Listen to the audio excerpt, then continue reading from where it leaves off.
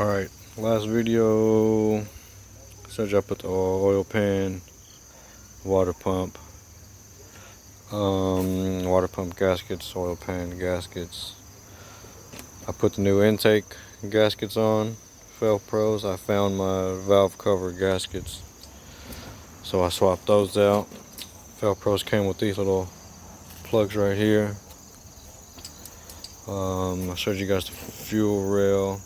I didn't show you guys swapping out the injectors and nothing like that, because there's 100 videos of people swapping and pulling injectors and stuff. But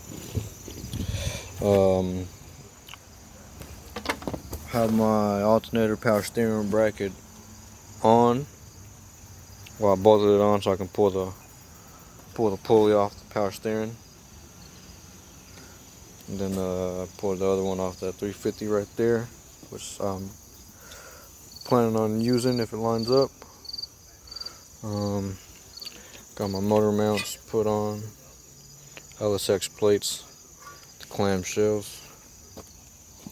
What am I doing today? Oh, last video I got the LS1 throttle body on. These are 5.3 sensors, and I'll make another video about that. Today I'm getting these broken studs out, one there and one there.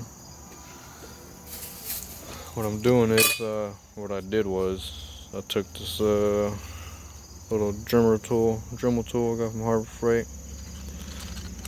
You know what I'm saying? Put this little bit on, little grinding bit. Grind that out to get all that dirt and stuff off it. Like you see, that one's like gross.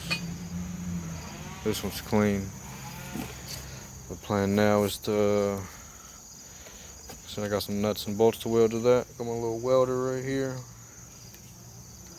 Today's objective is get these knocked out, get this all figured out, new hoses, and I got a little thing up top up here I have to fix. Little intake thing where this screw bolts in for the Vortex cover. But throttle body's on. I'll focus on these today.